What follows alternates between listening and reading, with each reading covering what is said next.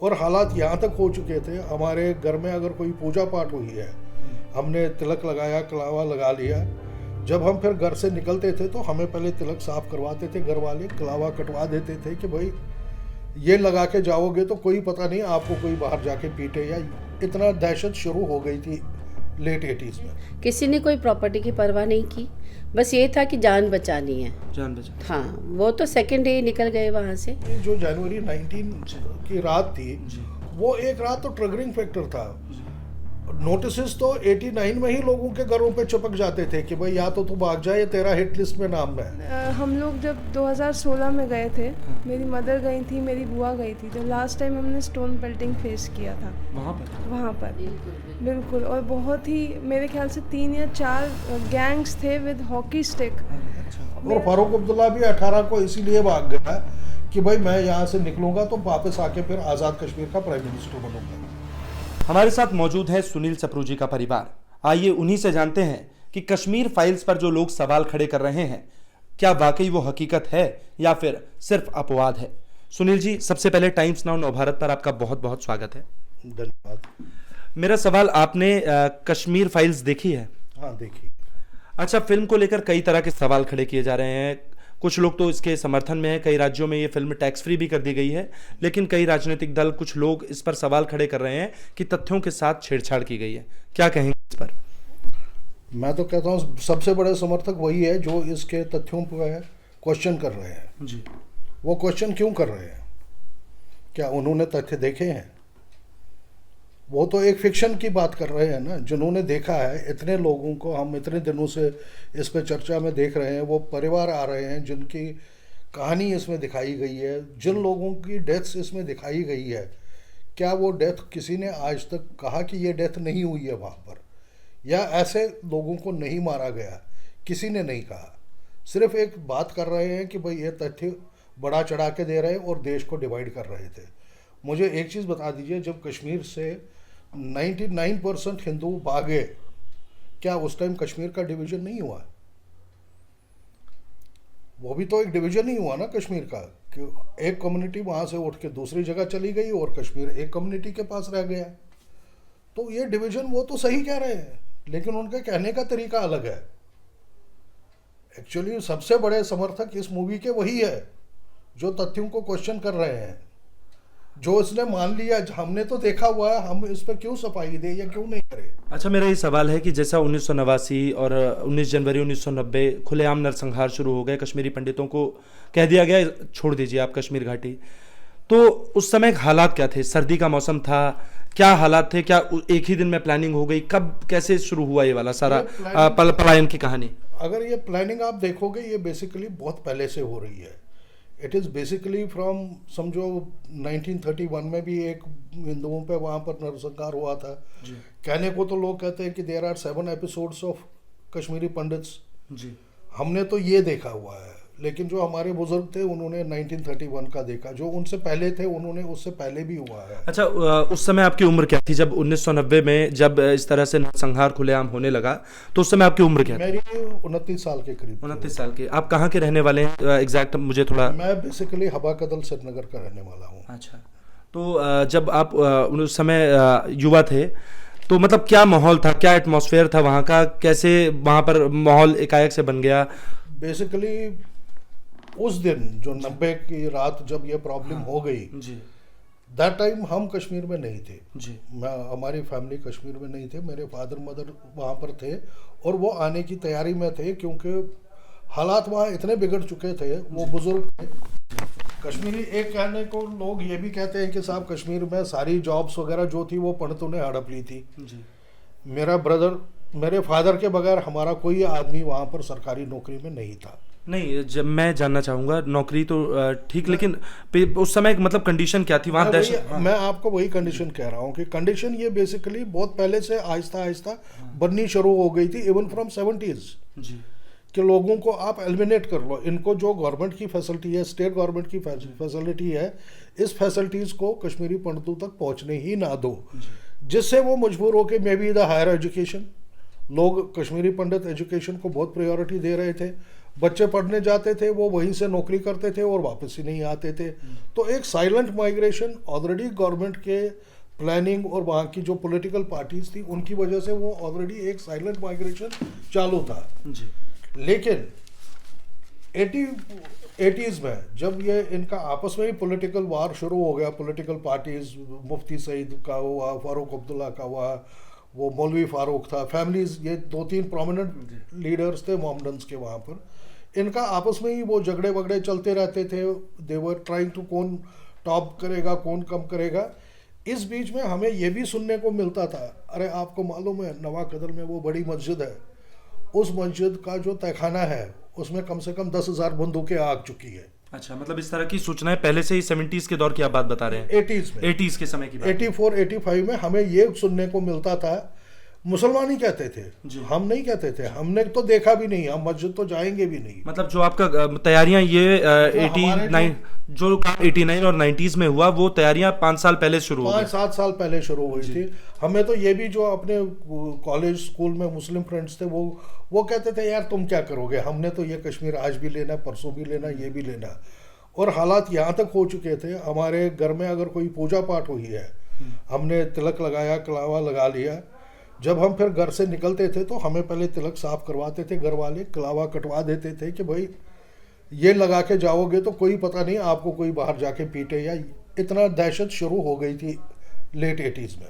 अच्छा, मैं आपसे जानना चाहूँगा कि उस समय आपने बताया कि आप उस समय जम्मू में थे, आप लोग जम्मू में थे जब, और आपकी फैमिलीज घाटी में थी, कश्मीर में थे। मेरे पेरेंट्स कश्मीर में थे, लेकिन जब मेरे पेरेंट्स भी दे हैड कम इन दिसंबर। अच्छा, जब ये दहशत फैल गई तो वो रातों रात निकल गए, किसी ने कोई प्रॉपर्टी की परवाह नहीं की, बस ये था कि जान बचानी है, जान बचा। हाँ, वो तो सेकंड डे निकल गए वहाँ से, कोई घर का कोई सामान नहीं, कुछ नहीं लेके आ गए। अच्छा, एक दहशत फैला हुआ था कि वहाँ उस टाइम तो अपनी जान बचानी मुश्किल हो गई थी। अच्छा, ऐसा भी मीडिया रिपोर्ट्स और फिल्मों में भी दिखाया गया कि उस समय नारे लगना स्टार्ट हो गए थे मस्जिदों से। ये कहा जा रहा था या तो हमसे मिल जाओ या तो भाग जाओ, लेडीज को यहाँ छोड़ दो, जेंट्स लोग आप चले जाओ। अच्छा, घड़ियों के समय भी पाकिस्तान, हाँ, बताएं क्या सुनने को तो ये आया था। नहीं, मतलब आपके किसी परिचय कर रहा था टाइमिंग्स कुछ ऐसे। मतलब आपके परिवार में किसी ने आपको इस सब के बारे में बताया कि? हाँ, बताया, उन्होंने ही बता दिया। क्या हुआ, क्या था? ऐसा तो काफी ज्यादा फैल गई थी, बाहर जाने की हिम्मत नहीं होती थी किसी को घर से। रातों रात क्यों भाग गए? क्योंकि पता नहीं था मॉर्निंग में क्या होगा, सुबह रहेंगे नहीं रहेंगे, क्या होगा, रात भर टेंशन में तो सब लोग थे ही। अच्छा, अपने परिवार वालों को आप लोगों ने कैसे वहाँ से रेस्क्यू किया? जब एकाएक से माहौल वहाँ ज़्यादा टेंस हो गया तो आपने अपने परिवार वालों को कैसे रेस्क्यू किया? हम तो वहाँ जा नहीं पाए किसी तरीके से, बस जो थोड़ा बहुत फ़ोन पे बात होती थी, उन दिनों मोबाइल वगैरह भी नहीं थे, किसी लैंडलाइन किसी का था, रिलेशन का किसी का, जो थोड़ी बहुत बातचीत चलती थी उन्होंने अपने लेवल पे खुद ही मैनेज किया कि कैसे वो आ गए। कि हम वहाँ जा नहीं पाए और हम रेस्क्यू नहीं कर पाए, हिम्मत भी नहीं होती थी कि वहाँ चले जाए, क्योंकि हालात इतने बिगड़े हुए थे वहाँ पर। और ये जो हम कह रहे हैं 90 की जो जनवरी 19 की रात थी, वो एक रात तो ट्रिगरिंग फैक्टर था। नोटिस तो 89 में ही लोगों के घरों पे चिपक जाते थे कि भाई या तो तू भाग जाए या तेरा हिट लिस्ट में नाम है। हिट लिस्ट, जो एक आपने ये वर्ड भी सुना होगा during this period, hit list होता था कि हमने किस किस हिंदुओं को टारगेट करना है वहाँ पर। वो मस्जिदों में एक लिस्ट बनती थी और उनको फिर इंडिविजुअली घरों पे एक चिपका देते थे। मेरे पास अभी है नहीं, मैं आपको ये भी दिखा दूँ कि मेरा फ्रेंड एक है, उसका फादर फॉरेस्ट ऑफिसर थे, उसको लेटर भेजा था उन्होंने कि भाई तुम मुसलमानों को तंग करते हो, इसलिए तुम खतरे हैं, तुम यहाँ से भाग जाओ। और दे वेंट, उसके घर में घुसे, उसको मारने के लिए घुसे, लेकिन उसके ग्रैंडफादर और ग्रैंडमदर बीच में आ गए, वो मर गए लेकिन हिज फादर वाज सेव्ड। अच्छा, एक चीज़ और मैं सुरभि जी को इसमें लाना चाहूँगा। आप बता रहे थे कि सुरभि जी की डेट ऑफ बर्थ 90 है, मई 90। आपका तो पूरी, आपने फिल्म देखी है? हाँ, फिल्म देखी है। तो मतलब उस समय तो आप पैदा ही हुई थी, तो मतलब क्या आपका तो एक तरह से बचपन तक छिन गया कि मतलब एक होता है कि इंसान अपने दादा के घर जाता है, नानी के घर जाता है, आपका गांव होता है, आपकी पुश्तैनी प्रॉपर्टी होती है, क्या उन सब चीज़ों को मिस करते हैं आप? हाँ, बिल्कुल मिस करते हैं। अब देखिए, हमारा जनरेशन एक है जो कनेक्ट ही नहीं है कश्मीर से। अगर मैं कश्मीर का कुछ कल्चर जानती हूँ तो वो इसलिए जानती हूँ, शायद मेरे माता पिता वो फॉलो करते हैं।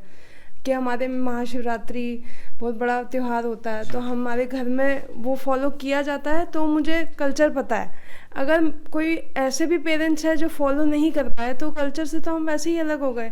तो हम ना सामाजिक तौर पे कश्मीर से जुड़े हुए हैं, ना राजनीतिक तौर पे, ना कल्चरली सांस्कृतिक तौर पे हम लोग कश्मीर से जुड़े हुए हैं। अच्छा, आप अपने दादा दादी से बचपन में मिली होंगी, अपने माता पिता से आपकी बात होती होगी। जैसे हम लोगों को हमारे मम्मी पापा कहानियाँ सुनाते थे किसी राजा की, किसी उसकी, तो आपको आपके मम्मी पापा ने इस कहानियों का जिक्र, मतलब कहानियों के तौर पर आपने कभी पूछा नहीं कि मम्मी क्या हुआ था वहाँ पर हमारे गांव में, मतलब क्या इस तरह की सिचुएशन? नहीं, मोस्ट ऑफ द पेरेंट्स नहीं बताते हैं, क्योंकि एक नेगेटिव एस्पेक्ट पे कोई भी अपने। अच्छा, क्या जाने का मन करता है आपका वहाँ पर? हाँ, बिल्कुल करता है, लेकिन हम लोग जब 2016 में गए थे, मेरी मदर गई थी, मेरी बुआ गई थी, तो लास्ट टाइम हमने स्टोन पेल्टिंग फेस किया था वहाँ पर। बिल्कुल। और बहुत ही, मेरे ख्याल से 3 या 4 गैंग्स थे विद हॉकी स्टिक। अच्छा। मेरा जो लास्ट ट्रिप कश्मीर का है, मैं आपको ये बता दूँ, 2016 की बात है। 2016 की बात है। हॉकी स्टिक के साथ में इतने सारे ये लड़के। आप अपने गांव गए थे या किस जगह पर? मतलब नहीं, मेरे वहाँ पे रिलेटिव्स कुछ रहते हैं, आज भी मेरे फादर के कज़न हैं, वो रहते हैं, उनके पास हम जा रहे थे। और मेरा कुछ फंक्शन था जो मुझे अटेंड करना था। वहाँ पे हमारी कुल देवी का मंदिर है, उसी में ही फंक्शन था, हमें वो अटेंड करना था। हम इस वजह से जा रहे थे 2-4 दिन के लिए। पर हमारी एक मिस्टेक थी, हमें ये नहीं पता था फ्राइडे को वहाँ पे एटमॉस्फेयर क्या होता है। तो हम लोग वो रामबन में फंस गए, और उसके बाद वहाँ पे जब नमाज शुरू हो गई, तो उसके बाद जो वहाँ पे वायलेंस हुआ, वो वायलेंस स्टार्ट। हाँ, बताएं इस कहानी को। नमाज के फ्राइडे का दिन था, नमाज के बाद वो निकलते हैं, वैसे निकलते थे, और स्टोन पेल्टिंग खूब हुई थी। तो आप लोगों ने कैसे जान बचाई? हम लोग के तो शॉर्टकट उस ड्राइवर ने किया था, बट बीच में तो बच्चे आ गए थे। बट एक एजेड सरदार जी थे त्राल के। त्राल में सिख कम्युनिटी काफ़ी रहती है, वो कश्मीर के ही सिख्स होते हैं, उनके वजह से हम लोग बचे हैं। और हमारे साथ 2 लद्दाखी पुलिस वाले भी थे। बीच में हमें डाइवर्ट भी किया गया कि आप सोपुर की तरफ चले जाओ, जहाँ पे सबसे ज़्यादा वायलेंस था। हम रास्ता पूछ रहे थे और वो हमें डाइवर्ट कर रहे थे कि हम वहाँ चले जाए जहाँ पे सबसे ज़्यादा वायलेंस है। मैंने अपने लाइफ में कभी किसी बच्चे को इतना वायलेंट। पुलिस और सिक्योरिटी फोर्सेस का उस समय क्या, मतलब उस समय किसी ने? हमारे साथ लद्दाख के पुलिस वाले थे, वो भी अपनी जान बचा रहे थे, वो सिविल ड्रेस में थे। क्योंकि अगर उनको पता लगता मुस्लिम्स को कि वो लद्दाखी पुलिस वाला बैठा है, तो उन्होंने हमें बोला था कि हमें मार देंगे। तो उनकी वजह से हम लोग कहीं ना कहीं डायरेक्शंस हमें मिल रहे थे कि हम यहाँ से निकल सकते हैं, यहाँ से निकल सकते हैं। तो हम जान बचा बचा के निकल रहे थे। एक पॉइंट पे हमारी कार को बिल्कुल रोक दिया गया, और एक बहुत छोटा सा बच्चा, मैं कहूँगी शायद 10-11 साल का होगा, वो आके हमें, उसने गालियाँ दी, उसने हमारा दरवाज़ा खोला, गाड़ी का दरवाज़ा खोला, और उसने सरदार जी को, ड्राइवर जो थे, उनको ये बोला कि तुम इसकी गुरु तेग बहादुर की पूजा क्यों करते हो, इसको हटाओ। फिर उन्होंने ये बोला कि हम तुम्हारे प्राइम मिनिस्टर को मार देंगे, तो मोदी का नाम लिया। हाँ, तो उसका फादर आया, फिर उसके फादर ने कहा कि ये ना आप इनको जाने दो। मतलब वो बच्चों के पिता है, और उन्होंने आपको, पिता बच्चे को रोक रहा है कि वायलेंस मत करो, ये मत करो, लेकिन बच्चों में इतना वायलेंस था। और सरदार जी टारगेट पे इसलिए थे क्योंकि कश्मीर में कर्फ्यू चल रहा था, मुहर्रम का समय था, उस टाइम पे कर्फ्यू चल रहा था, और वो टारगेट पे इसलिए थे क्योंकि वो पैसा कमा रहे थे, और उन लोगों ने कहा हमारा कर्फ्यू चल रहा है, हम नहीं कमा रहे तो तू कैसे कमाएगा। ये माहौल कश्मीर में, मैं 2016 की बात कर रही हूँ, आप 90 में तो हम बाद में जाएंगे, आप 2016 की बात देखिए ना, ये एटमॉस्फेयर है। और वो दिन है और आज का दिन है, तो मैंने अभी हाथ जोड़ा हुआ है कि मैं तब तक वहाँ नहीं जाऊँगी जब तक वहाँ का माहौल, वो फियर है मन में। पहली बार ज़िंदगी में मैं डरूँ, एक मतलब, क्योंकि मैं भी पत्रकारिता में रही हूँ इतने साल में, तो मुझे कभी डर नहीं लगा। अच्छा, बाद में आपने इसके लिए कहीं शिकायत करने के बारे में सोचा हो, या फिर? नहीं, शिकायत क्या करते हैं वहाँ पे, हम तो फियर में आ गए ना। तो हम 3 लेडीज़ अकेले जा रही हैं, किसके साथ हैं, कैसे जाएंगे। हम तो आधा टाइम तो उस डर से, ट्रॉमा से ही बाहर नहीं आ रहे थे कि हमारे साथ हुआ क्या। और वहाँ के लोगों के लिए, हिंदुओं के लिए भी ये चीज़ इतनी नॉर्मल हो गई है कि अब वहाँ जब हम पहुँचे तो मेरे चाचा जी कह रहे हैं तो होता रहता है, ये कोई नई बात तो है नहीं। ये आफ्टर नमाज देयर वाज स्टोन पेल्टिंग। नहीं, लेकिन जब से धारा 370 हटा दी गई और जब से ये गवर्नमेंट आई है, इन्होंने काफ़ी सारे स्टेप्स लिए हैं वहाँ को लेकर। पहले से तो माहौल अब थोड़ा बेटर है, पहले से तो है। अब वो डर इतना नहीं है, डर नहीं है इतना जो पहले था। पहले तो काफी ये 2016 की तो कई सालों तक गई नहीं 90 के बाद। हम तो 10-12 साल आपको बड़ा टिपिकल एक, मेरे फादर के एक स्टूडेंट है जो मॉमडन स्टूडेंट है, वो हमारे घर में ही पले बड़े हैं। उनको मेरे फादर ने जॉब भी लगवाई थी, मतलब उसको हम बड़े भाई की तरह मानते हैं, आज भी मानते हैं, और वो भी हमारे टच में है। उसके बेटे की शादी थी तो उसने इनवाइट किया था, तो मैंने कहा चलो हम। कब की बात है? ये मेरे ख्याल से 2014-15 की बात है मेरे ख्याल से। तो हम उनके घर गए, उसके बेटे की बेटी थी, शी वॉज अराउंड 4-5 साल की थी उन दिनों। वो स्कूल उसने ज्वाइन ही किया था। तो जब हम उनके घर में गए तो अब शादी का माहौल है, हम एक आध दिन उनके घर में रुके भी शादी के लिए। इस चक्कर में क्या हुआ कि वो उसकी बेटे की बेटी थी, 4-5 साल की थी, अच्छी क्यूट सी लड़की और काफ़ी एजाइल, मतलब चुस्त दुरुस्त लड़की थी, दिमाग से भी तेज़ थी। वो आके दरवाजे से मेरे को बार बार देखे, ऐसे ऐसे देख रही थी, ऐसे देख रही थी। फिर आते आते मेरे गोद में बैठ गई जी। तो मेरे से कश्मीरी में पूछा उसने, ऐसे पहले हाथ में मुंह पे लगाया, इधर लगाया, सिर को लगाया, बाद में पूछती है सुचुखा भट्ट आप कश्मीरी मीन्स कि आप कश्मीरी पंडित हो? तो मैंने कहा हाँ मैं हूँ। तो वो फिर दोबारा देख रही थी, वो ऐसे देख रही थी और ऐसे मेरे को टच कर रही थी कि एज इफ उसने कोई एलियन देखा। मतलब उन बच्चों में यह हाल है कि उनको पता भी नहीं है कि कश्मीरी पंडित कैसा होता है, क्या होता है, क्या उनको समझाया गया था, क्या नहीं समझाया गया था। कि वो आके, जैसे एक कहते हैं ना, आप किसी बड़े सुपरस्टार को देखते हो, आप उसको टच करते हो कि मैं देख, वो वैसे ही टच करके फील लेके देख रही थी कि, और पूछती है आप कश्मीरी पंडित हो? मैंने कहा हाँ मैं कश्मीरी पंडित हूँ। फिर भी वो मेरे को देखती रही, ये तो शायद हमारे जैसा ही है। मतलब उनके माइंड में कश्मीरी पंडित कुछ और ही इमेज थी, पता नहीं क्या थी बच्चों के। अच्छा, आप अपनी सारी प्रॉपर्टी और ज़मीन, उसका क्या हुआ? मतलब आपने सारी मेहनत की कमाई वहाँ छोड़ दी या मतलब क्या रहा उसका? उसका ये था कि देखो 89 में हमारी प्रॉपर्टी जो बिकी वो नवंबर 89 में बिकी। ऐसा आखिर बेचने की नौबत क्यों है? वही मैं कह रहा हूँ, बेचने की। लोग कहते हैं ना कि 19 जनवरी ही सब कुछ है, नहीं वो नहीं है। उससे पहले के बहुत ऐसे किस्से हैं जो लोगों को शायद बोल नहीं पाते हैं या नहीं पाते। हमारे फादर 87 से, मैं जम्मू में था, मेरी जॉब वहाँ थी क्योंकि कश्मीर में तो नौकरी मिलती नहीं थी, प्राइवेट सेक्टर में मैं था। मैं फार्मास्यूटिकल कंपनी में काम करता था as a medical representative Jammu में। तो फादर रिटायर हो चुके थे, बुजुर्ग थे, तो उनको भी हमने कहा जी आप आ जाओ। लेकिन उनका कश्मीर के साथ लगाव था तो वो कभी आते थे कभी जाते थे। तो घर कभी 6 महीने 7 पर भी खाली रहता था, फिर वो जाते थे। इतने में हमारे 87 की बात है मेरे ख्याल से, नवंबर दिसंबर की, सर्दियों का मौसम था। तो किसी पड़ोसी का मैसेज हमारे पास आया कि साहब यार रात को आपके घर में लोग ताला खोल के घुस जाते हैं, हमें नहीं पता कौन है, हमें भी डर लगता है यहाँ पर। फिर जब छानबीन हुई तो पता चला कुछ मिलिटेंट्स ने रात को वहाँ पर आपके घर में, हमारे घर में एक हाइड आउट बनाया था। अच्छा, आपके घर में मिलिटेंट आकर छुपते थे। वो जो भी दिन को उन्होंने कांड वांड करने, 88 से ही किलिंग शुरू हो गई थी, या बंदूकें लेके होते थे, क्या होते। तो इस चक्कर में हम वहाँ गए तो फिर वहाँ पर हमारे ही पड़ोसी और थे, एक प्रॉपर्टी डीलर आ गया, कहता साहब देखो आपके मकान पे तो समझो कब्जा हो ही गया, आप आ गए तो आज तो शराफत की वजह से वो शायद नहीं आए, अगर वो आ गए तो आप भी नहीं बचोगे, तो अच्छा है कि आप इसको मकान को बेचो। और मैं भी वहाँ था तो उन्होंने हमें 151 रुपये शगुन दे दिया, कहता जी ये आप एडवांस ले लो और मकान छोड़ दो। हमने मना कर लिया, उसको भगा दिया। थोड़ा सा पड़ोसियों का भी साथ था वहाँ पर, तब तक तो एटलीस्ट पड़ोसी में इतनी शर्म थी कि वो साथ खड़ा हो जाता था जी। तो उसको करते करते साहब हमने उनको भगा दिया। लेकिन हमें भी अब समझ आया कि भाई ये यहाँ पर हमारे लिए ठीक नहीं है रहना, क्योंकि एक बार अगर मिलिटेंट्स ने इसको हाइड आउट बना लिया है तो हमारे लिए भी खतरा है, हम वापस भी नहीं आ सकते। तो हमने कोशिश करी इसको बेचने की जी। नवंबर 89 में हमारी एक डील हो गई, ठीक है। फादर कश्मीर में ही थे, वो जून से वहीं थे। वो कोर्ट में चले गए रजिस्ट्री के लिए। अब जिससे आपने मकान बेचा वो तो कहेगा कि साहब कागज बनवाओ। जो हमारा वो पिटिशनर था जिसने पिटिशन लिखा, वो डील वील सेल डीड वगैरह लिखी, जब कोर्ट में हमने प्रेजेंट कर ली तो जज ने मना कर दिया, कहता जी मैं नहीं करता आपकी रजिस्ट्री।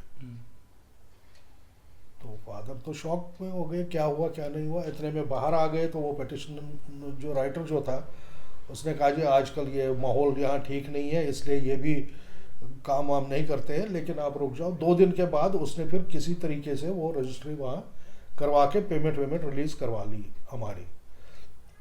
रिलीज करके जब वो फादर कोर्ट से आ रहे थे, वो अपने ससुराल में रुके हुए थे क्योंकि मकान तो उनको हैंड ओवर करना था। तो हमने सामान किसी और रिश्तेदार के घर वहाँ से शिफ्ट किया था, मकान खाली करके उनको देने के लिए। तो घर आने में उनको 6 घंटे लगे, क्योंकि जितने भी कोर्ट से उनके ससुराल के मेरे नाना जी के घर आने के रास्ते थे, सब पे क्रॉस फायरिंग चल रही थी। 6 आवर्स वो सड़क पे किसी दुकान वगैरह के पीछे छुप के बैठे थे कि भाई माहौल थोड़ा ठीक हो जाएगा, घर पहुंचेंगे। वहाँ आके वो दिसंबर में फिर जम्मू आ गए और जनवरी में ये शुरू हो गया। तो प्रिपरेशन पहले से ही थी। टारगेटेड लोग तब भी थे, टारगेटेड लोग थे जिनको ये कि हमने भी फिर मजबूरी में वो मकान हमें बेचना ही पड़ा। अच्छा, आपके जैसे सुरभि जी ने बताया कि आपके कुछ रिलेटिव्स भी अभी वहाँ रह रहे हैं। हाँ, तो वो लोग जाकर दोबारा सेटल हुए या फिर मतलब उन्होंने छोड़ा ही नहीं तक, मतलब वो कैसे सेफ उनके रहे? हालात ऐसे हो गए कि वो निकल ही नहीं पाए। अच्छा, जब निकल नहीं पाए 2-1 साल हो गए वहाँ उनको वहाँ। नहीं तो मतलब उनके साथ जातियाँ नहीं हुई, उनके साथ अत्याचार नहीं हुए, मतलब उसमें हुआ क्या, उस टाइम जो था ना, थोड़ा बहुत जो ये डाउनटाउन एरियाज थे श्रीनगर सिटी के, उनमें ये काफ़ी प्रोमिनेंट था terrorism. They shifted to the cantonment area. Cantonment area थोड़ा सेफ था, आर्मी साथ में रहती है। आर्मी का एरिया बादामी बाग कैंट जो था, उसके बगल में 2 कॉलोनीज थी। दे वर हिंदू डोमिनेटेड कॉलोनीज। एक इंदिरा नगर के नाम से कॉलोनी है, एक शिवपुरा के नाम से। वो वहाँ से शिफ्ट करके वहाँ आ गए। उनकी मदर की तबीयत ठीक नहीं थी, मेरे जो फूफा जी थे उनकी भी तबीयत वगैरह ठीक नहीं थी। So they were not in a position to shift at random. तो फिर जब वो 1-1.5 साल उनका वहाँ निकल गया, उसके बाद उन्होंने हिंदू जब सारे निकल ही गए, जो थोड़े बहुत बचे थे तो उनको टारगेट करना बंद कर दिया। एक्चुअली मैं आपको एक स्टोरी और बता दूंगा इसका, जो है जो आज तक मेरे ख्याल से आपको किसी ने नहीं बताया होगा। ये मेरी भी एनालिसिस है, कईयों की है, लेकिन शायद बोल नहीं पाते हैं। अचानक 18 जनवरी को फारूक अब्दुल्ला रिजाइन कर रहा था। रीज़न क्या था? क्या उसके अगेंस्ट नो कॉन्फिडेंस मोशन हुआ? नहीं हुआ, ऐसा कोई नहीं बोलता। क्या उसको कोई थ्रेट था? क्या हुआ था? उसने क्यों रिजाइन किया ये बताए कोई? पहले तो उनसे ये पूछो आपने रिजाइन। यही मेरा सवाल भी था कि क्या मतलब राजनीतिक कारण, मतलब राजनीति उस समय की मौजूदा राजनीति चाहती तो कश्मीरी पंडितों के साथ जो हुआ वो क्या रुक सकता था?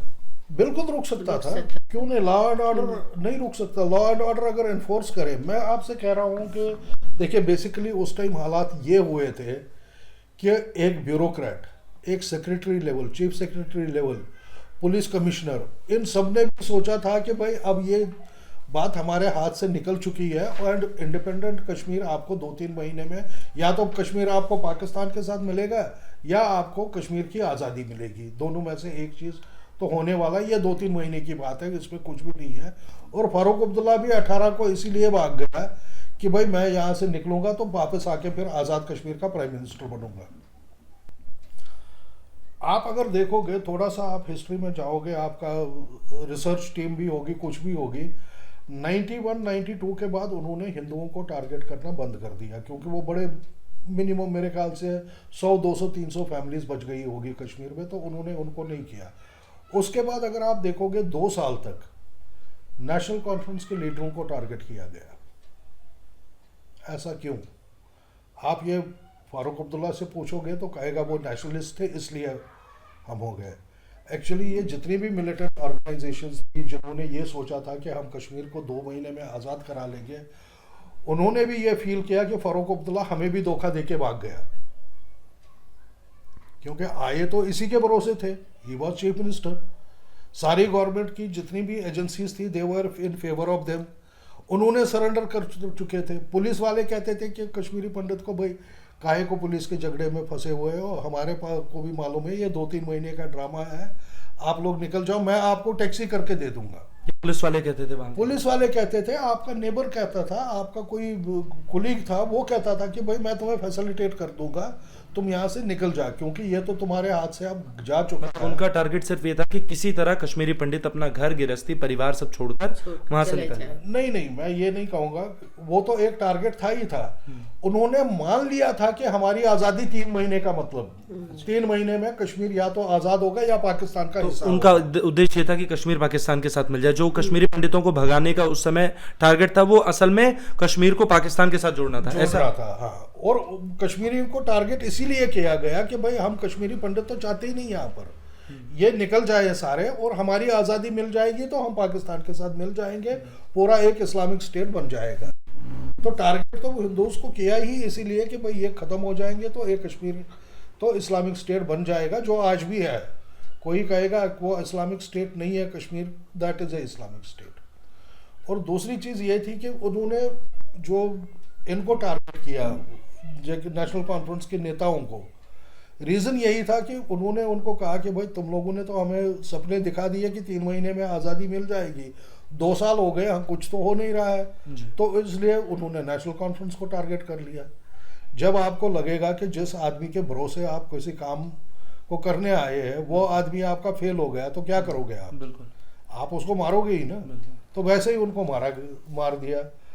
मेरा एक क्लास फेलो था, वो पहले मुफ्ती सईद का खास आदमी था, उसके बाद उसने नेशनल कॉन्फ्रेंस ज्वाइन करी। वो मेरे को 93 की बात है, 93 या 94 के बात थी। हम जम्मू में, मेरे भी कुछ गेस्ट आए हुए थे दिल्ली से, तो हम JKTDC का वहाँ पर एक रेस्टोरेंट है, हम वहाँ पर खाना खा रहे थे, तो वो भी मुझे मिला।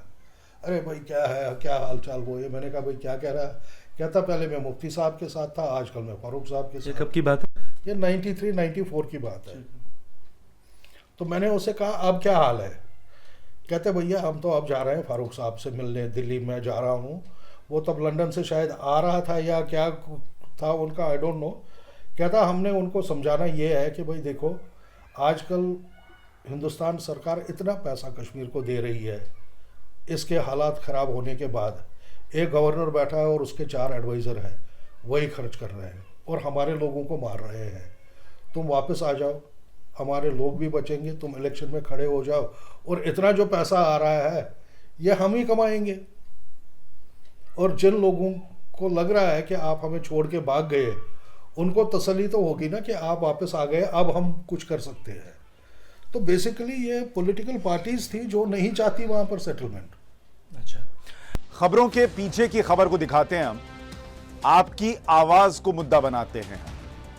टाइम्स नाउ नव भारत को YouTube पर लाइव देखिए, चैनल को सब्सक्राइब जरूर कीजिए और हां, बेल आइकन दबाना मत भूलिएगा।